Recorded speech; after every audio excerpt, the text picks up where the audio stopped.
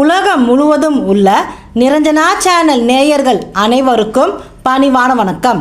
இப்போது நாம் துரத்தும் தோல்விகள் நீங்க பீமன் செய்த ருத்ராட்ச ரகசியத்தை பற்றி நாம் இப்பொழுது அறிய இருக்கின்றோம். மகாபாரத போருக்கு பின் பீமன் எதிர்கொண்ட மிகப்பெரிய சவால் என்ன தெரியுமாங்க? புருஷ மிருகத்திடம் இருந்து தப்பிக்க கண்ணன் கொடுத்த அந்த 12 ருத்ராட்சங்களின் ரகசியம் என்ன தெரியுமாங்க? இந்த வீடியோவில் பீமனின் அகந்தையை அடக்கிய சிவாலய ஓட்டம் கதையும், நம் வாழ்வில் தொடரும் கர்ம வினைகள் மற்றும் தோல்வியில் இருந்து விடுபட செய்ய வேண்டிய எளிய ஆன்மீக பரிகாரத்தையும் விரிவாக பார்க்கலாம்.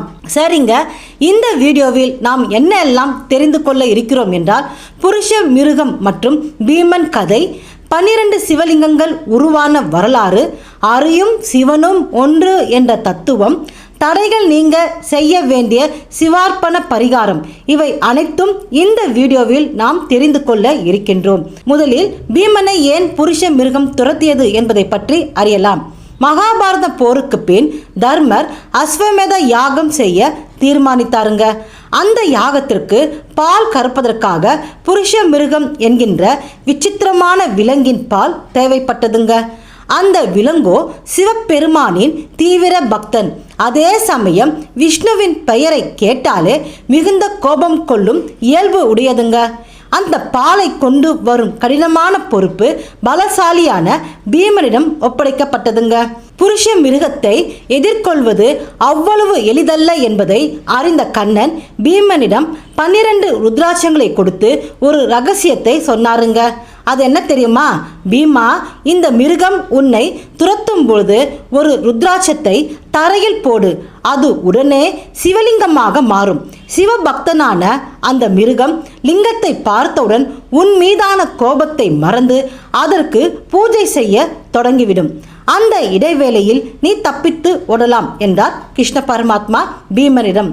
பீமன் காட்டுக்கு சென்று புருஷ மிருகத்தை கண்டாருங்க.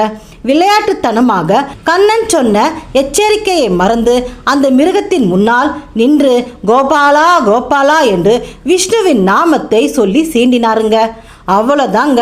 ஆத்திரம் அடைந்த புருஷ மிருகம் பீமனை வேட்டையாட துரத்த தொடங்கியதுங்க. மிருகம் நெருங்கிய போதெல்லாம் பீமன் ஒரு ருத்ராட்சத்தை கீழே போட்டாருங்க. கண்ணன் சொன்னபடியே அவை ஒவ்வொன்றும் லிங்கங்களாக மாறியதுங்க. அந்த லிங்கத்தை பார்த்தவுடன் மிருகம் நின்று அந்த லிங்கத்திற்கு பூஜை செய்ய பீமன் ஓட என இந்த ஓட்டம் தொடங்கியதுங்க. இப்படியே 12 ருத்ராட்சங்களும் முடிந்து விட்டன. பீமன் யாகசாலையில் எல்லையை நெருங்கும் போது ஒரு காலை உள்ளேயும் ஒரு காலை வெளியேயும் வைத்திருந்தாருங்க. இந்த நிலையில் மிருகத்திடம் பிடிப்பட்டாரு பீமனுங்க. மிருகம் பீமனை இழுக்க பீமனோ நான் எல்லைக்குள் வந்துவிட்டேன் என்று வாதிட்டாருங்க. அங்கு வந்த தர்மரிடம் நீதி கேட்டதுங்க மிருகம். அதற்கு தர்மர் பாராபட்சமின்றி, மிருகமே, பீமனின் ஒரு கால் இன்னும் எல்லையின் வெளியே தான் இருக்கிறது, எனவே அந்த பாதி உடல் உனக்கு சொந்தம் என்று தீர்ப்பளித்தாருங்க.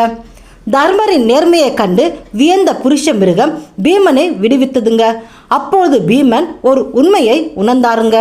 விஷ்ணு நாமத்தை சொல்லிக்கொண்டே ஓடினாலும் கிருஷ்ண பரமாத்மா சொன்னது போல ருத்ராட்சமே சிவலிங்கமாக மாறி என்னை காப்பாற்றியது என்று உணர்ந்தார் பீமர். அதோடு புருஷ மிருகமும் ஹரியும் சிவனும் வேறல்ல, இருவரும் ஒருவரே என்று உணர்ந்ததுங்க. ஹரியும் சிவனும் ஒன்று என்ற தத்துவத்தை உலகிற்கு உணர்த்தவே கண்ணன் இந்த நாடகத்தை நடத்தினாருங்க. இந்த நிகழ்ச்சியின் நினைவாக இன்றும் கன்னியாகுமரி மாவட்டத்தில் மகா சிவராத்திரி அன்று பக்தர்கள் 12 சிவ ஆலயங்களுக்கு கோவிந்தா கோபாலா என்று முழக்கமிட்டபடி ஓடும் சிவாலய ஓட்டம் நடைபெறுகிறதுங்க. சரிங்க, பீமனை எதற்காக புருஷ மிருகம் துரத்தியது என்பதை நாங்கள் தெரிந்து கொண்டோம். பரிகாரம்னு சொன்னீங்களே, அதை சொல்லலையே அப்படின்னு கேட்குறீங்களா? சொல்கிறேங்க. மன அமைதியும் தடையற்ற வாழ்வும் தரும் சிவார்ப்பண பரிகாரம், அதை பற்றி சொல்கிறேன் கேளுங்க. பீமன் எப்படி தன் பலத்தின் மேல் கொண்ட அகந்தையை விடுவிட்டு இறைவனிடம் சரணடைந்தாரோ அதே போல் நாமும் நம் வாழ்வில் சந்திக்கும் தடைகள் நீங்க இந்த பரிகாரத்தை செய்யலாங்க. தொழிலில் அடிக்கடி தடைகளை சந்திப்பவர்கள், மனக்குழப்பம் மற்றும் தேவையற்ற பயம் கொண்டவர்கள், தீராத உடல் உபாதையால் அவதிப்படுபவர்கள் இந்த பரிகாரம் செய்யலாங்க. சரிங்க, பரிகாரம்னு சொல்றீங்க, பரிகாரத்தை சொல்லவே மாட்டேங்கிறீங்களே அப்படின்னு கேட்குறீங்களா? சொல்றேங்க. திருவாதிரை நட்சத்திரம் அல்லது மாதந்தோறும் வரும் சிவராத்திரி, அதாவது மாத சிவராத்திரி அன்று இந்த வழிபாட்டை தொடங்கலாங்க. அதே போல மாதம் வரும் பிரதோஷம் அன்றும் இந்த பரிகாரம் செய்யலாங்க. 12 ஜோதி லிங்கங்களை குறிக்கும் வகையில் 12 வில்வ இலையை எடுத்துக்கோங்க. ஒவ்வொரு வில்வ இலையும் சிவலிங்கத்திற்கு அல்லது சிவன் படத்திற்கு சாற்றும் பொழுது மனதில் ஓம் நமச்சிவாயா என்றும் ஓம் நமோ நாராயணா என்றும் மாற்றி மாற்றி சொல்ல வேண்டும். இது ஹரியும் சிவனும் ஒன்று என்ற தத்துவத்தை நமக்கு நிலைநிறுத்துங்க.